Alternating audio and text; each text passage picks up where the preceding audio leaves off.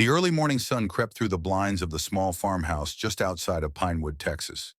It had been a quiet, peaceful Sunday, or at least it had been until everything changed. The air smelled of freshly cut grass, the kind that made the warm breeze feel like a soft, summer hug. But that morning was different.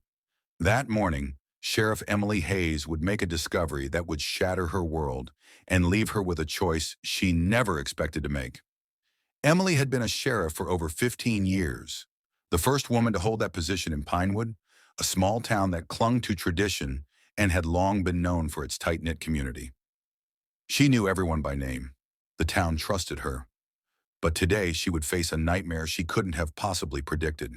Her husband, Pastor Daniel Hayes, was the preacher at the small local church. They had been married for 14 years. He had always been a man of faith, a pillar of their small town.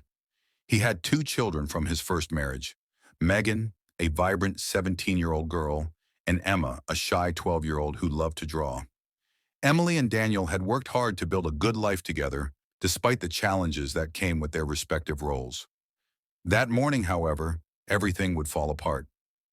Emily had just returned home after a long shift when she noticed the front door slightly ajar. The house was silent, unusually so for a Sunday morning when the kids should have been getting ready for church. She stepped inside, calling out softly for her husband. She didn't hear any response, which was strange. "Daniel?" she called again, this time a little louder. Still no answer. She walked further into the house, her boots creaking on the wooden floor. The house smelled like fresh coffee, and she could hear the faint hum of the refrigerator in the next room. But what really caught her attention was the sound of muffled voices, low and frantic, as if someone was trying to speak quietly without being heard. She paused, listening. The voices were coming from the upstairs bedroom, the master bedroom. Her heart started to race. Something felt off. She gripped her service revolver tightly, instinctively, and moved toward the stairs. Her boots thudded softly against the wood as she ascended, step by step, her breathing shallow and rapid. When she reached the top, she could hear more clearly now, her husband's voice, but there was something else. Another voice, a voice that belonged to Emma. "Please, Dad, stop!" the voice of her daughter cried out, and Emily's stomach dropped. The sound of a slap echoed in the hallway. Emily's hands shook as she reached the door to the master bedroom. She could hear Emma's sobs and Daniel's voice, but the words didn't make sense. He sounded angry, frustrated, and, sickeningly, calm. Emily took a deep breath and flung open the door. The scene that greeted her was one that would haunt her for the rest of her life. Daniel Hayes was standing in front of their daughter, his hand raised as if to strike her. Emma was cowering in the corner of the room, tears streaming down her face.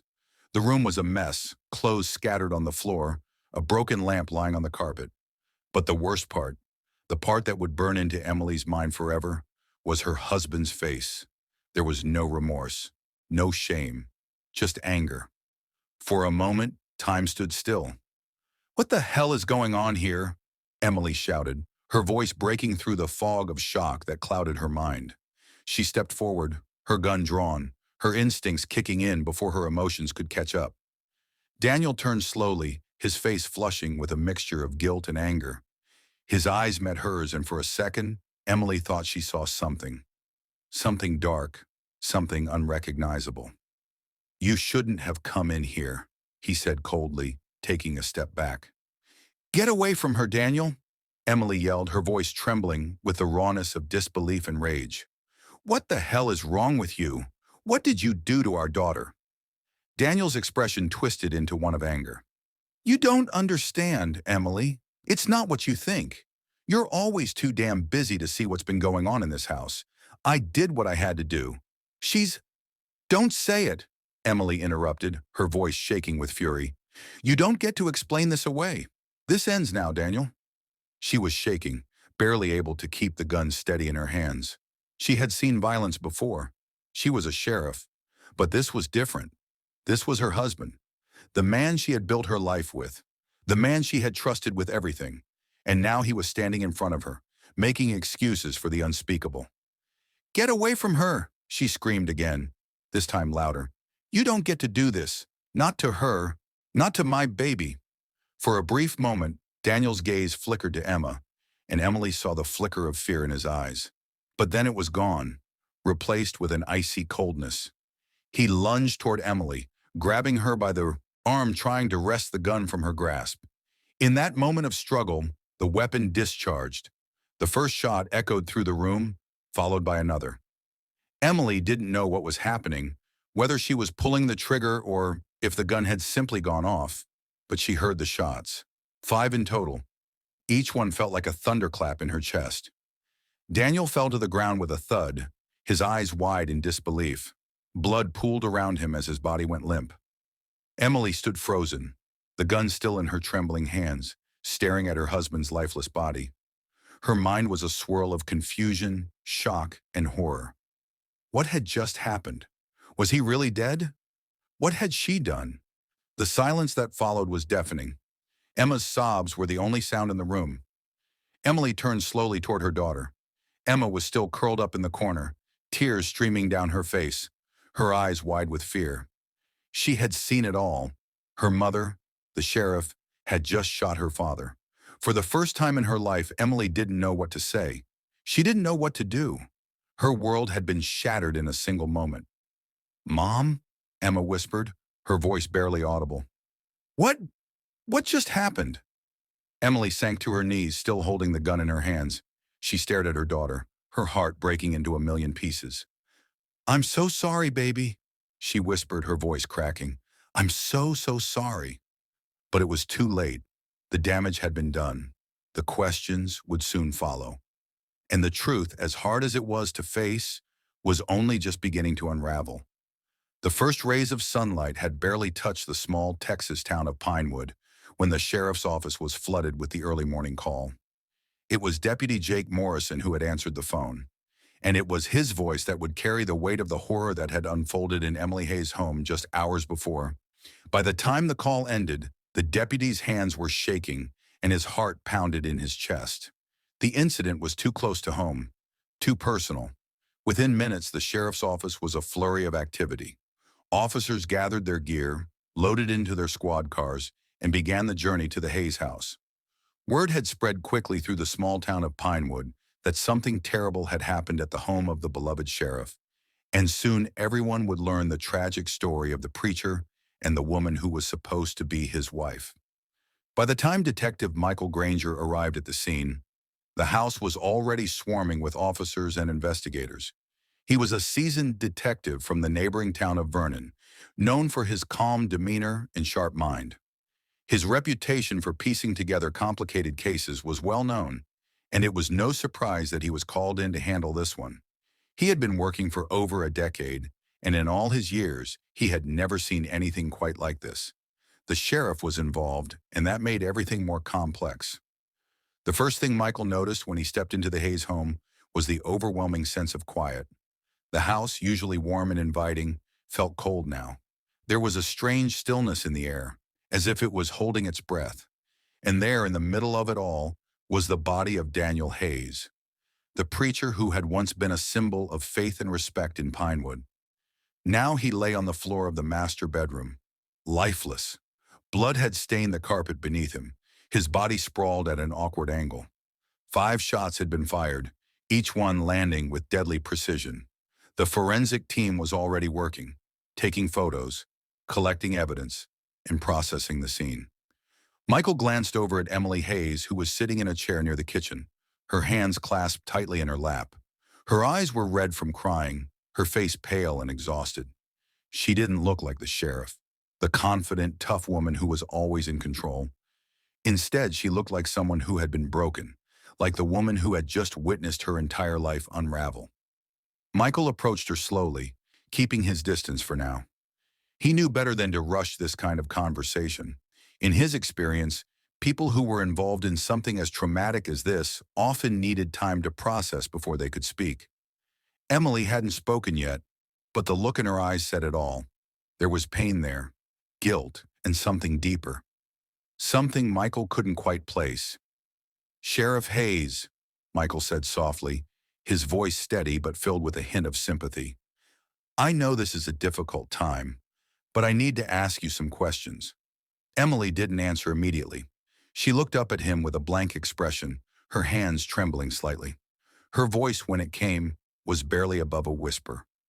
I, I didn't mean to do it, she said, the words coming out haltingly, as if she were still processing them. I didn't mean to kill him.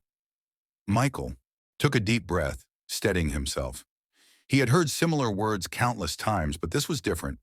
This wasn't just any case. This was Emily Hayes, the sheriff of Pinewood, a woman who had served her community for years, a woman who had been the backbone of this town, a role model for everyone who knew her. To think she could be involved in a murder was unthinkable.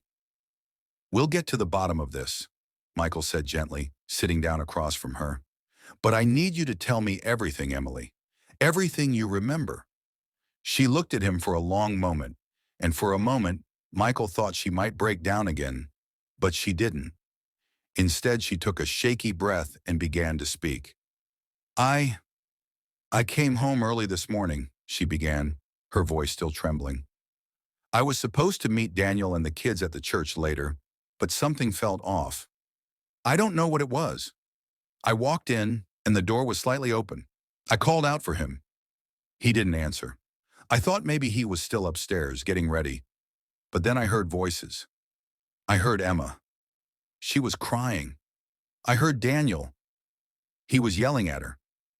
Emily paused, her eyes filling with tears again. She wiped her face with the back of her hand, trying to keep herself together. But Michael could see the way she was struggling. This was her family, her world falling apart. Go on, Michael encouraged softly. I went upstairs, and when I opened the door, I saw him standing over her. He was about to hit her, Emily continued, her voice shaking with emotion. I didn't know what to do.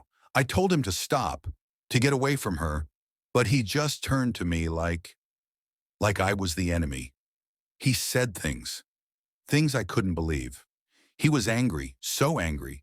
He said I didn't understand, that I never had. And then he tried to grab the gun from me. She fell silent, staring down at her hands, which were now clenched into fists. Michael could see the guilt written all over her face, and yet there was something else there too, something that hinted at her feeling of helplessness. She had done what any mother would do, what any wife would do to protect her child, but now that protective instinct had led to something far darker. After that, I don't remember much, she said softly. I remember the gun going off, over and over. I don't even know how many times I shot him. I didn't mean to kill him. Michael nodded slowly, his mind racing as he processed the information. Emily's account lined up with the evidence, but something still didn't feel right. There was something missing, something she wasn't saying. As a detective, Michael knew that people rarely ever told the whole truth, especially when it came to something as serious as this. He stood up, placing a hand on her shoulder for a moment before turning to leave. I'll need to speak with Emma, Michael said, his voice firm but kind. And we'll need to look into Daniel's past, his history, his behavior. This wasn't just about that moment. Something led up to it. Emily nodded, her face blank. She wasn't looking at him anymore. She was lost in her own thoughts, her own grief. As Michael left the room, he couldn't shake the feeling that this case was far from over. Something was missing, and he was determined to find out what it was. The next morning, the town of Pinewood was eerily quiet. Word of the shooting had spread like wildfire, and now people whispered behind closed doors, exchanging stories and theories about what had happened at the Hayes' house. The small town, once filled with the sound of children playing and neighbors chatting over the fence, now seemed heavy with uncertainty. The preacher Daniel Hayes had been a beloved figure in the community, a man who had brought so many into the fold of faith. To think that he had been killed in such a brutal manner by his own wife was too much to comprehend. But Detective Michael Granger knew better than to be swayed by gossip. He had learned the hard way that a good investigation was built on evidence, not speculation. And right now, there were more questions than answers.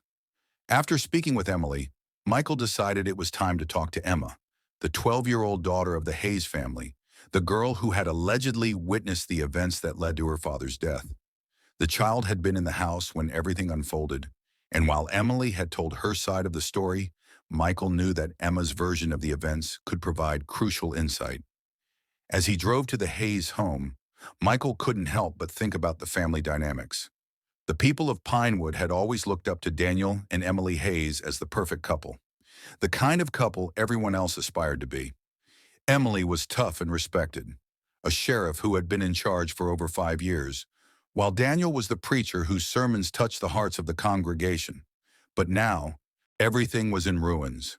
And behind that perfect facade, Michael suspected there was far more to the story. When Michael arrived at the Hayes house, he found Emma sitting on the porch. Her small figure was hunched over, her hands wrapped tightly around her knees. She was staring down at the ground, her face drawn and pale.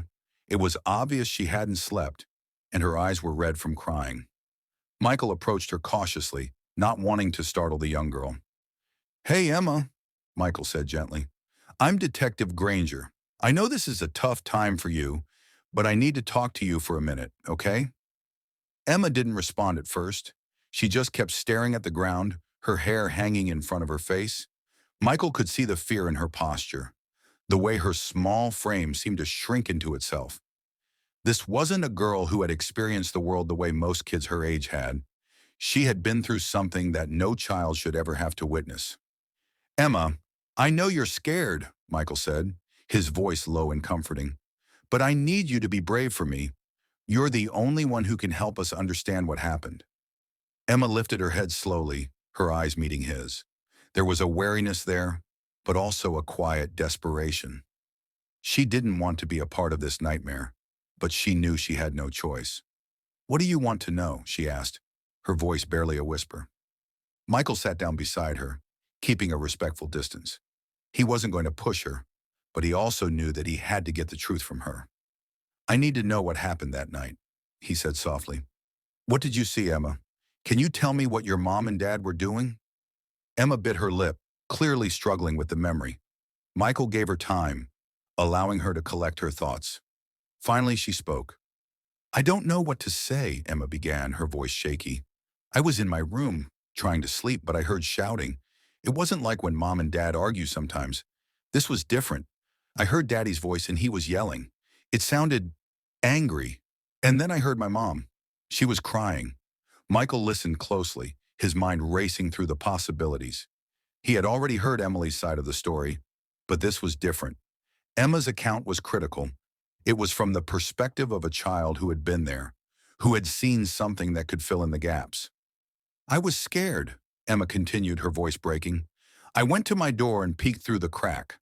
That's when I saw Daddy standing over Mommy, and he was holding her by the arms. He was yelling at her, saying things I couldn't understand.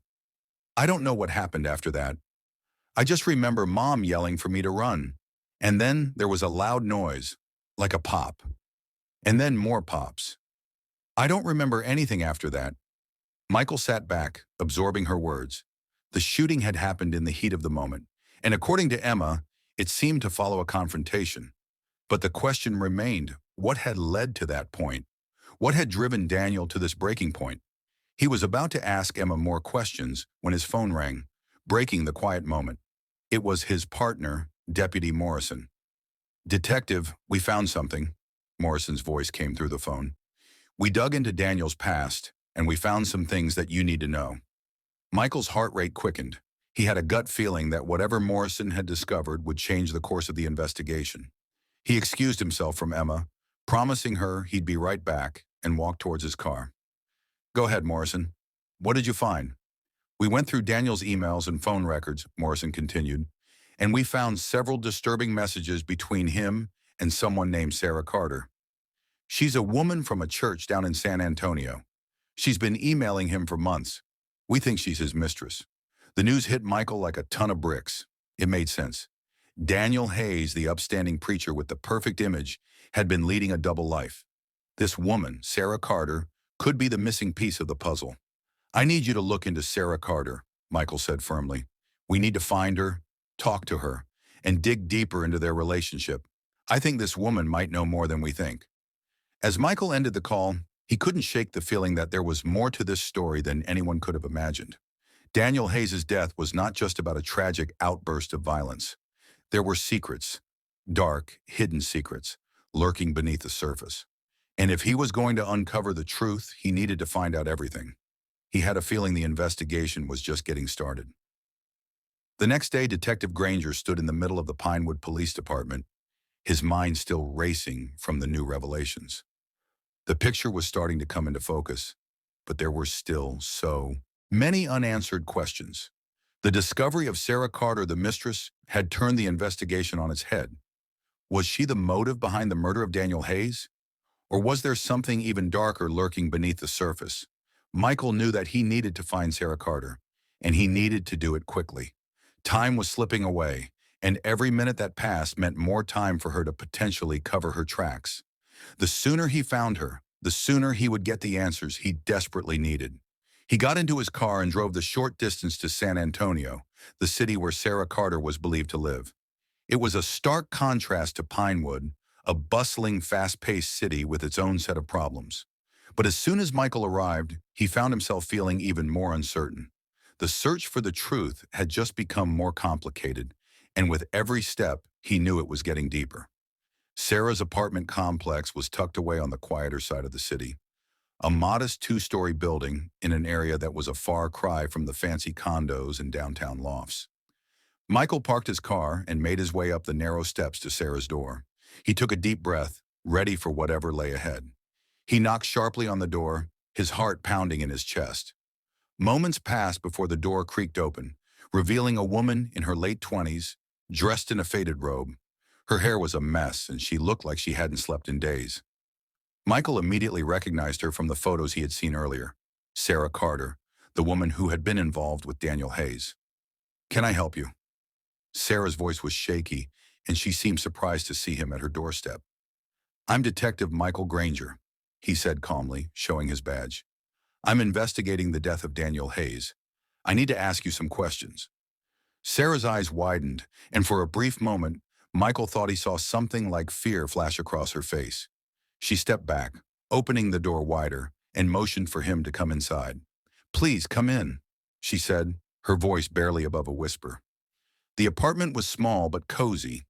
There was a cluttered living room with books scattered on the coffee table, a half-empty cup of coffee sitting on the counter, and a couple of plants hanging by the window. It was clear that Sarah didn't have much, but there was something about the way the apartment was arranged that made it feel homey. "I'm sorry about what happened to Daniel," Sarah said, sitting down on the couch. Her hands were trembling slightly as she clasped them in her lap. Michael sat across from her, studying her closely. There was something off about her demeanor, something that didn't quite match the sadness she was expressing. She seemed nervous, fidgety, like she was trying to keep her emotions in check. "Thank you," Michael said, his voice neutral. "But I'm not here for condolences. I need to know about your relationship with Daniel." "How long have you two been involved?" Sarah shifted in her seat, her eyes darting away. She hesitated for a long moment before answering. It's complicated," she said quietly. "Daniel and I met a few years ago. He came to our church to help with a project, and we hit it off. I never meant for it to go this far, but we were close. I loved him." Michael leaned forward slightly, narrowing his eyes. "You loved him?" Sarah nodded, but Michael could sense the doubt in her words. "Yes, but he was married. I knew that. I knew it wasn't right. But we kept it a secret for years. No one knew. And now—" Her voice cracked and she quickly wiped her eyes. Michael felt a pang of sympathy, but he wasn't here for her sob story. He needed the facts. "Did you know that Daniel was planning to marry someone else?" Michael asked bluntly. Sarah froze, her eyes wide with shock. "Marry someone else?" she repeated. "No, he was supposed to be with me. He said he would leave her. He promised me." Michael could feel the tension in the room rising. "Who was the woman, Sarah? Was it Emily Hayes?" Sarah's face twisted with a mixture of anger and hurt. She looked away, tears welling up in her eyes. "Yes, it was Emily. He kept telling me that he was going to leave her, that they were just waiting for the right time. But I knew it wasn't true. I knew he would never leave her. He was weak. He promised me he would, but he never did." Michael sat back, his mind racing. This was the first time Sarah had admitted the affair so openly. It was clear that Daniel had been keeping her around for years, while still playing the perfect husband and preacher. But Sarah's words made something click in Michael's mind. "You didn't know about the shooting, did you?" Michael asked, his voice firm. Sarah's face went pale. "Shooting? What do you mean? Daniel's dead?" Michael nodded slowly. "Yes, Sarah. He was shot 5 times by his wife, Emily Hayes." The room seemed to close in on Sarah, her breath catching in her throat. She started to tremble uncontrollably, her hands clutching the couch as if it were the only thing holding her up. "You don't understand," she whispered, her voice shaking. "I didn't want this. I didn't want him dead. I loved him. I thought, I thought he would leave Emily and we could start over. But I didn't know about the wedding. I didn't know she was planning to marry him." Michael leaned in, trying to make sense of her words. "So you didn't know about the wedding? You didn't know Daniel was getting married to Emily that same day?" "No," Sarah whispered, her face a mixture of disbelief and sorrow. "I didn't know. I swear I didn't. I thought we still had a chance. But when I found out what had really happened, I couldn't bear it." Michael was beginning to piece things together, but there was one thing that didn't make sense. "You said you loved him. Why didn't you try to stop him from marrying her? Why didn't you tell him how you felt?" Sarah looked down at her hands, her voice barely audible. "Because I knew he wouldn't choose me. He was always going to choose Emily. And I just wanted to believe he would change. I kept holding on to hope." Michael's instincts were telling him that there was more to this than Sarah was letting on, but he could see the guilt in her eyes. She was emotionally shattered. Whether or not she was directly involved in Daniel's death was yet to be seen, but her relationship with him had clearly been a major factor in the tragic events. "There's something you need to understand, Sarah," Michael said slowly. "We're going to find out what happened no matter what. If you're involved or if you have any information that can help us, you need to tell me now." Sarah's face hardened and she looked Michael dead in the eye. "I didn't kill him, I swear. But I'll tell you one thing, I wasn't the only one keeping secrets." The words hung in the air like a storm cloud, and Michael knew this was just the beginning. There were more twists to this story, more layers to peel back. The truth was still out there, hidden somewhere beneath the web of lies, guilt, and betrayal. As Michael left Sarah's apartment, he knew one thing for certain. He was getting closer to the heart of the story, and soon the real killer would be revealed. Detective Michael Granger sat in his car outside Sarah Carter's apartment complex, his mind racing. The words she had said to him kept replaying in his head. "I wasn't the only one keeping secrets." What did she mean by that? Was Sarah hinting at something deeper, something he hadn't yet uncovered? There was more to this story, and he was determined to get to the bottom of it. The case had taken a sharp turn, and now Michael knew that he wasn't just investigating a murder. He was untangling a complex web of lies, deceit, and betrayal. Daniel Hayes' death had sent shockwaves through the small town of Pinewood, but the more Michael delved into the preacher's life, the more twisted the situation seemed to become. The lies surrounding Daniel's marriage, his affair with Sarah, and Emily Hayes' role in it all, none of it made sense. Michael needed answers, and he knew exactly where to look next. The following morning, Michael arrived at the Pinewood Sheriff's office. As soon as he entered, he spotted Sheriff Ellen Hayes at her desk, looking every bit the part of a seasoned law enforcement officer. She was known for her sharp instincts and no-nonsense attitude, but Michael knew there was more to her than met the eye. Her connection to the case was undeniable.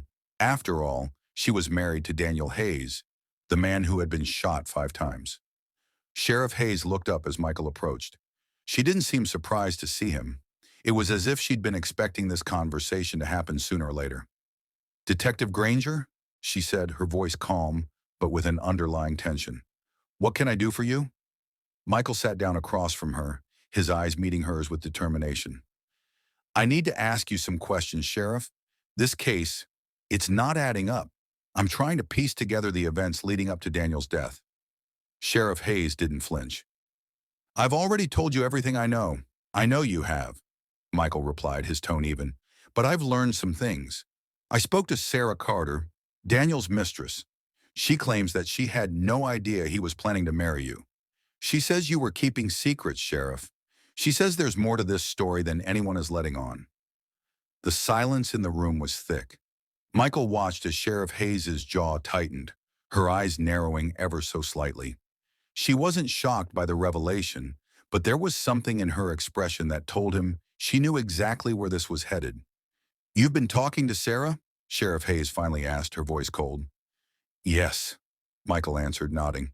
"And she told me something I need to understand. She said she wasn't the only one keeping secrets. And I think you're involved, Sheriff. I think there's more to Daniel's murder than just a crime of passion. There's a deeper motive here, and I need to know what it is." Sheriff Hayes leaned back in her chair, her face unreadable. For a moment, Michael wondered if she was going to stay silent, but then she spoke, softly, almost regretfully. "You're right," she said quietly. "There were secrets, but not in the way you think." Michael's heart skipped a beat. "What do you mean?" Sheriff Hayes took a deep breath and then leaned forward, her eyes locking with his. "I didn't kill Daniel, Detective, but I knew about Sarah. I knew about the affair. I knew about everything. And yet, I stayed. I stayed because I loved him. I thought I could fix him." Michael's mind was spinning. He had suspected that Sheriff Hayes had known more than she was letting on, but he hadn't expected this level of honesty. She was admitting to her own complicity, but she still insisted that she wasn't the one who pulled the trigger. "I was the one who kept the peace in our home, Michael," she continued, her voice low. "Daniel was a preacher, a man of God, but he was weak. He couldn't resist temptation. And when Sarah came into his life, I knew it was just a matter of time before it all fell apart. But I didn't leave him. I stayed, hoping he would come back to me." Sheriff Hayes paused, her hands trembling slightly as she folded them together. "I thought I could make it work. I thought that if I gave him time, he would realize that I was the one who truly loved him. But I never expected this. His death. I never wanted him to die." Michael could see the guilt in her eyes. The sheriff was not just a law enforcement officer. She was a woman who had loved her husband, despite his faults. But there was more to the story than just the affair with Sarah. Michael needed to press her further. "Sheriff, I need you to tell me everything," he urged. "Tell me about the night of Daniel's death. Where were you? What happened?" Sheriff Hayes looked away, her face hardening as she seemed to grapple with her emotions. Finally, she spoke, her voice barely above a whisper. "I was at home that night," she said. "I had just finished my shift at the sheriff's office when I got the call. I had no idea what had happened, but when I heard about Daniel's death, I was devastated. I never thought it would end like this. But then I found out. I found out about the wedding. I found out that Daniel had gone behind my back and planned to marry Emily." Michael's heart sank as he realized what she was implying. "Emily Hayes, his ex-wife?" "Yes," Sheriff Hayes replied, her voice full of bitterness. "She came back into the picture, and I didn't even know. It was like a slap in the face. I had been holding on to a lie for so long, hoping that Daniel would choose me, but he didn't, and I couldn't take it anymore." Michael could see the pain in her eyes, but it wasn't enough. Something didn't add up. There was something missing in her story. If Daniel's death was truly a crime of passion, why hadn't Sheriff Hayes mentioned it sooner? Why had she remained so composed when she spoke about her husband's murder? "Sheriff," Michael asked slowly, "did you know Emily was involved in this at all? Did you know she was in Pinewood the night of Daniel's murder?" Sheriff Hayes's face paled. "I didn't know, but it doesn't surprise me. Emily always had a way of getting what she wanted. I wouldn't put it past her to try and ruin my life, to try and take everything from me." Michael sat back in his chair, taking in everything Sheriff Hayes had told him. There was no doubt that Daniel's death was connected to the love triangle that had been unfolding for years. But who had the most to gain from his death? The pieces of the puzzle were slowly falling into place, but Michael knew that this was just the tip of the iceberg. The truth was still out there, and it would take more digging to uncover it all. As he stood up to leave, Sheriff Hayes looked up at him, her eyes filled with a mix of guilt and resignation. "I didn't kill Daniel, Michael, but I know who did. And when you find out, you'll understand. With that, Michael walked out of the sheriff's office, determined to finish what he had started. The truth was within reach. The sun hung low in the Texas sky, casting a golden hue over Pinewood. Detective Michael Granger stood at the edge of the small-town cemetery, his mind churning with the case that had consumed his every thought. The investigation had taken unexpected turns, and every new revelation only seemed to deepen the mystery surrounding Daniel Hayes's death. Sheriff Ellen Hayes had confessed to knowing about the affair, but she had denied being the one responsible for the shooting. Yet as Michael stared out over the rows of graves, he couldn't shake the feeling that he was missing something, something crucial. He had learned much from Sheriff Hayes during their conversation, but there were still many unanswered questions. Emily Hayes's involvement was still unclear, and Michael wasn't convinced that the truth had been fully uncovered. He needed one more piece of the puzzle, and he had an idea of where to find it. Earlier that morning, Michael had received an unexpected phone call, a tip that had pointed him toward the small chapel where Daniel Hayes had preached. The caller had claimed to know something about the preacher's relationship with Emily Hayes, his ex-wife. It was a strange tip, and at first Michael had been skeptical. But after what he had learned from Sheriff Hayes, he felt it was worth investigating. As he drove toward the chapel, Michael's mind raced. He had spent days piecing together evidence from interviews, witness statements, and physical clues. But there was still a sense of unease in his gut. He wasn't sure why, but something about the case didn't sit right. The night of the murder was becoming clearer, but there were still too many questions that didn't make sense. When he arrived at the chapel, Michael noticed the building's old, weathered exterior. The church had a worn but comforting charm, an image of what it once was before Daniel's troubled years began to take their toll. Michael walked through the church doors, the faint scent of incense and aged wood filling the air. It was quiet, almost too quiet, as he moved down the center aisle toward the pulpit. Just as he reached the front of the church, a figure stepped into view. It was a man, likely in his late 40s, with a rugged appearance and a solemn demeanor. He wore a simple blue work shirt and jeans, but his eyes were sharp and his stance was confident. "Detective Granger?" the man asked, his voice low but steady. Michael extended his hand. "Yes, you must be—" "Jonah Hayes," the man finished, shaking Michael's hand firmly. Daniel's older brother. Michael had heard of Jonah, but he had never met him in person. Jonah was a quiet, private man who lived in the outskirts of Pinewood, far from the drama that had enveloped his brother's life. Daniel and Jonah had been estranged for years, a rift caused by personal differences and the growing tension around Daniel's affair with Sarah Carter.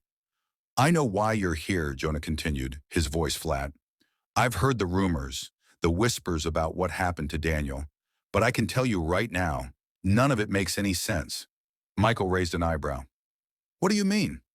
Jonah leaned against the pew, crossing his arms over his chest. "I've seen what's been happening with my brother and Ellen. Their marriage wasn't what people thought it was. They were falling apart long before Sarah came into the picture." Michael's curiosity piqued. "What are you saying? You're telling me their marriage wasn't as solid as it appeared?" Jonah looked away, as though struggling with something deep inside. He hesitated before speaking again. It wasn't solid at all. Daniel? He was a man of contradictions. On one hand, he preached about forgiveness, about the strength of family, about doing right by God. But on the other hand, he was living a lie. He was keeping secrets from Ellen, from everyone who knew him. Jonah paused, his voice tinged with bitterness. "And I know more than you think, Detective. I know about the affair with Sarah. I know Daniel had been planning to leave Ellen for her, but that wasn't the worst of it." Michael's heart skipped a beat. "What do you mean? What's the worst of it?" Jonah stepped forward, lowering his voice. Daniel had been meeting with Emily. The night before he was killed, he met her here, in this very chapel. She came to him, and he promised her he'd make things right. He told her that he was going to end things with Ellen, that he was going to ask her to marry him. He was going to give Emily everything he had. Michael's mind was racing. Could Emily have been involved in Daniel's murder?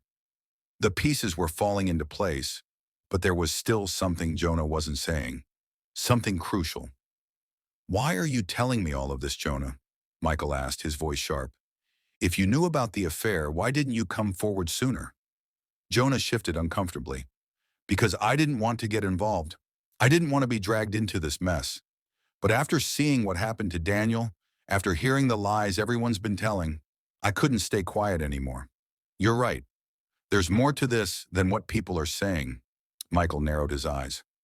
So you're saying Emily had a motive? She was angry, she was hurt, and now you think she killed Daniel? Jonah hesitated, his face darkening. I don't know who pulled the trigger, but I know one thing for sure. Emily wasn't the only one who had something to gain from Daniel's death. Ellen, Sheriff Hayes, she had just as much reason to want. Daniel gone. She was just as much a part of this as anyone else. Michael's stomach churned as the weight of Jonah's words settled in. Ellen Hayes had been involved with Sarah Carter, and now Jonah was suggesting that she might have been involved in Daniel's death too. But why would Ellen, a woman who had been betrayed by her husband for so long, resort to murder? Suddenly, Michael had a thought, a chilling one. He had assumed all along that Ellen Hayes was the victim in this case, the one who had been wronged. But what if she was more than just a victim? What if she had been playing a much larger role in the tangled web of lies and deceit? As Michael left the chapel, he knew that he was getting closer to the truth, but the final pieces of the puzzle were still missing. There was one more person he needed to speak to, Emily Hayes. It was time to confront her. The air was thick with tension as Detective Michael Granger walked back to the Pinewood Sheriff's Office. Jonah Hayes' words echoed in his mind. Ellen Hayes had just as much reason to want Daniel gone. Michael couldn't shake the feeling that the final pieces of the puzzle were within his grasp. He had already gathered enough to understand the complex web of lies, betrayal, and deceit, but now it was time to hear from the one person who held the final key to unraveling the case, Emily Hayes. Michael had been careful about his approach. He knew Emily was a quiet, reserved woman, and her connection to her father's death was unclear. What had she known? What part had she played in this tragic drama? His only way to find out was to sit across from her, in the cold, sterile interrogation room, and hope that she would finally open up. As he entered the small room, he found Emily sitting at the table, her hands folded tightly in front of her. She looked out of the small window to the side of the room, lost in thought. Michael could see the remnants of tears still in her eyes. Her face was pale, but there was a quiet resolve about her, an air of defiance that he hadn't seen in the others he'd interviewed. Emily, Michael said, his voice soft but authoritative. I know this is difficult for you, but I need you to tell me everything. I need the truth. She didn't look at him immediately, but after a moment, her eyes met his. There was a flicker of something in her gaze, something Michael couldn't quite place. She seemed hesitant, like she was weighing her options. Detective Granger, Emily said, her voice barely above a whisper. I don't know what you expect to hear from me. My father is dead and I don't know who is responsible. I loved him, and I don't want to believe it's anyone in my family. Michael nodded slowly, his expression softening. I understand, Emily, but the truth is, there's a lot we don't know about what happened that night. You're the only one who can help us understand. She took a deep breath and looked down at her hands, as if she was struggling with something inside. For a moment, Michael thought she might stay silent, but then she spoke, her voice trembling. Detective, you don't understand. My father wasn't the man everyone thought he was. He wasn't just a preacher. He was a liar, a cheat, and I don't even know if I can say I ever truly loved him, Emily confessed, her voice cracking under the weight of her words. He hurt so many people, including me. Michael leaned forward slightly, sensing that Emily was finally starting to open up. He remained silent, allowing her to continue at her own pace. My whole life was a lie, she continued, her eyes darting to the corner of the room. I was just a child when everything started, when he started pushing me away for Sarah, for his affair. I could see it in his eyes, the way he looked at her. He didn't care about me or my mother anymore. He was only focused on her. I hated him for it. I hated what he had done to our family. Emily paused, her face tightening with emotion. She bit her lip, as though trying to stop herself from breaking down completely. I know what happened between them, she whispered. I know about the affair. I knew about it long before my mother did. She didn't understand. She loved him. She was blinded by it all. But I knew the truth. Michael's stomach tightened. It seemed like Emily was admitting something far deeper than anyone had anticipated. The air in the room felt charged now, heavy with the tension of unspoken truths. She had just revealed that she had known about the affair from the start. But what was she really saying? I never wanted my father to be the way he was, Emily went on, her voice low but steady. But I couldn't help how I felt. When I found out he was planning to leave my mother for Sarah, I couldn't I couldn't just sit by and let him ruin everything. I was angry. I was so angry at him for everything he had done. But I didn't kill him. I couldn't.